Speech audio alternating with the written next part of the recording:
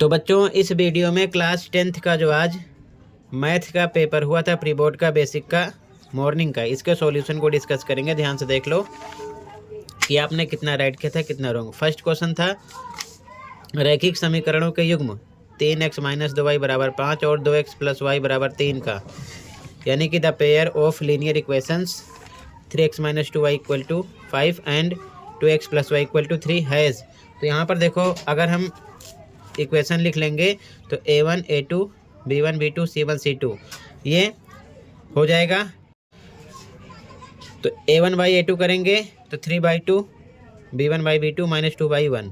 ठीक है, इसका मतलब केवल -2 है जो कि इक्वल नहीं है, तो c1 c2 नहीं निकालेंगे। यहाँ पर a1/a2 is not equal to b1/b2 के, इसीलिए 1 सॉल्यूशन हो जाएगा। बी करेक्ट है। एक हल है। ठीक है, यहाँ पर एक हल है। ठीक है, ये ध्यान में रखना। तो बी करेक्ट है फर्स्ट में। सेकंड है, यहाँ पर उन्नयन कोण बताना है सूर्य का। ठीक है, elevation of the sun is, तो हाइट एंड शैडो पता है 1:1। ठीक है, इस प्रकार से इसकी कंडीशन है। मान लो ये हाइट है h, ये शैडो है। ठीक है, 1 है तो tan थीटा लगेगा p/b, यानी लंब और आधार 1/1 वैल्यू रखेंगे। tan थीटा = 1 आ जाएगा। ठीक है, सोल्व करने पर तो tan थीटा = ये tan 45 की वैल्यू है 1, tan से tan कट गया, थीटा मिलेगा 45, जो कि यहाँ पर आपका सी ऑप्शन करेक्ट हो जाएगा क्वेश्चन नंबर 2 में। ठीक है, तो यहाँ पर सी करेक्ट है 45 डिग्री।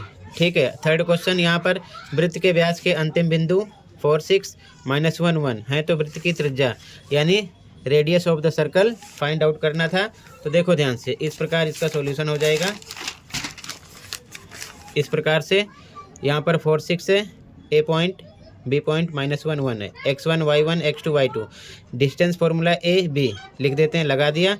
तो x2 - x1 का whole square plus y2 - y1 का होल स्क्वायर। x2 आपका कितना है बच्चों -1 माइनस x1 आपका है 4 का whole square plus y2 - y1 1 - 6 का होल स्क्वायर, ये हो जाएगा -5 का होल स्क्वायर प्लस -5 का होल स्क्वायर। माइनस करने पर आएगा तो प्लस का 25 आएगा, स्क्वायर करने पर 50 आएगा। इसका एलसीएम निकालो 5√2 आएगा। ठीक है, जैसे 50 का एलसीएम निकालोगे 2 से 25 आएगा, फिर 5 से 5 5 जा 25, 5 1 जा 5 5 5 2, तो इसका पेयर बन गया। तो 5 निकलेगा बाहर, 2 अंदर रहेगा, लेकिन निकालना है हमको क्या, रेडियस यानी त्रिज्या।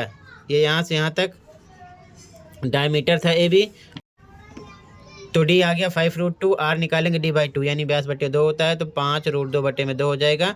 बी ऑप्शन करेक्ट है यहाँ पर क्वेश्चन नंबर 3 में। ठीक है, बी करेक्ट है। अगला, यहाँ पर हमें एंगल सी की वैल्यू बताना था। ठीक है, एंगल सी की वैल्यू कितनी है, तो देखो ध्यान से, इस प्रकार से डायग्राम बनता है। यहाँ पर दे रखे हैं, ध्यान से देखो, ए बी अपॉन में ए सी। तो देखो ए बी अपॉन में ए सी इधर है, ए बी फिर ए सी। इसी प्रकार यहाँ पर ई डी है, तो ई लिखेंगे ई डी पहले आएगा, डी इधर रहेगा, फिर ई एफ, एफ इधर रहेगा। ठीक है, तो यहाँ पर देखो एफ की वैल्यू कितना है 48, यहाँ पर है 48 है, तो ये भी 48 हो जाएगा। और ए दे रखे हैं ई के, ए के इक्वल है, तो यहाँ पर 48 हो जाएगा। ठीक है, यहाँ पर आपका सी ऑप्शन करेक्ट हो जाएगा क्वेश्चन नंबर 4 में, तो यहाँ पर आपका सी करेक्ट है।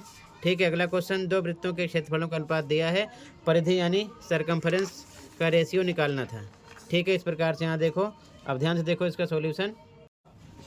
तो सॉल्यूशन देखो, अनुपात पता है रेशियो, पहले वृत्त का क्षेत्रफल बटे में दूसरे वृत्त का क्षेत्रफल, तो फॉर्मूला होता है पाई आर। r1 r2 त्रिज्या मान लिया, r1 का स्क्वायर r2 का स्क्वायर। ठीक है, पाई से पाई कट गया, 9/16 लिख सकते हैं।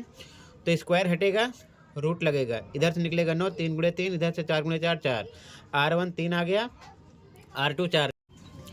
तो हमको निकालना है बच्चों रेशियो ऑफ सरकमफेरेंस यानी कि परिधि का अनुपात। ठीक है, तो फॉर्मूला होता है 2πr।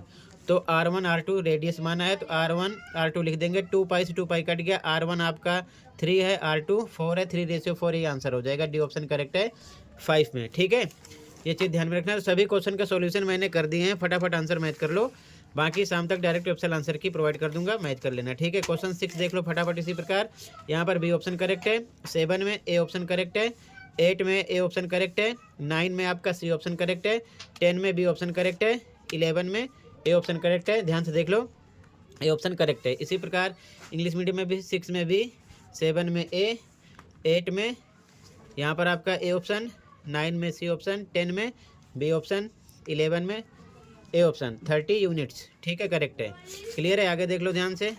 क्वेश्चन नंबर 12 में 6 डी ऑप्शन करेक्ट होता, 13 में ए, 14 में सी करेक्ट है, 15 में आपका सी करेक्ट है, 16 में बी करेक्ट है। ठीक है, 16 में बी करेक्ट है। इंग्लिश मीडियम में सेम, इंग्लिश मीडियम में भी 12 में आपका डी करेक्ट है, 13 में ए करेक्ट है, 14 में सी, 15 में सी, 16 में बी करेक्ट है। ठीक है, आगे देखो, 17 में डी करेक्ट है आपका। ठीक है, डी करेक्ट है। 18 में सी करेक्ट है। बाकी आप क्वेश्चन देख लो। ठीक है, सॉल्यूशन इसका अभी नहीं मिलेगा, डायरेक्ट आंसर की मैं प्रोवाइड करूँगा, फिर आप मैच करना कि आपने कितना राइट किया था, कितना रॉन्ग। बाकी 18 क्वेश्चन में कितने क्वेश्चन सही किए कमेंट में बताना। ज़्यादातर क्वेश्चन असेसमेंट के हैं, आप सभी चैप्टर के असेसमेंट देख लो, उससे बाहर नहीं है। ठीक है, मैंने पहले बताया था सभी असेसमेंट प्रैक्टिस कर लो, उसमें से काफ़ी क्वेश्चन स्टैंडर्ड बेसिक में आपको मिलेंगे, तो सेम वही आया हुआ है। ठीक है, जो बच्चे प्रैक्टिस किए थे ठीक है, अगर जो नहीं किए कोई दिक्कत नहीं है। अभी आपका फाइनल पेपर नहीं हुआ, ये प्रैक्टिस के लिए था, तो अच्छे से तैयारी करो ताकि गलती फाइनल में ना करो, क्योंकि फाइनल ही मेन है। ठीक है, ये चीज़ ध्यान में रखना। तो अच्छे से प्रैक्टिस करना। दोनों मीडियम में सॉल्यूशन अपलोड होते हैं, सभी वर्कशीट और असेसमेंट के। ठीक है, ज़्यादा तैयारी के लिए लास्ट 4-5 ईयर के mid term paper, pre board paper, annual paper, morning evening दोनों शिफ्ट के विद सॉल्यूशन देखकर आप प्रैक्टिस कर सकते हो। ठीक है, प्लेलिस्ट देखना मैथ की मिलेगी आपको, वहाँ से आप देखकर अच्छे से प्रैक्टिस करो बिना किसी टेंशन के। ठीक है, उससे बाहर क्वेश्चन नहीं मिलेंगे, सभी तरीके से ऑप्शनल क्वेश्चन मिलेंगे जो डीओ की तरफ से और गवर्नमेंट की तरफ से प्रोवाइड किए जाते हैं। ठीक है, दोनों मीडियम में। तो टोटल इतना ही था, ये कंप्लीट हुआ। कमेंट में बताना कितना स्कोर किया। बाकी मिलते हैं कंप्लीट पेपर के सॉल्यूशन के साथ। Thank you for watching and take care. Okay.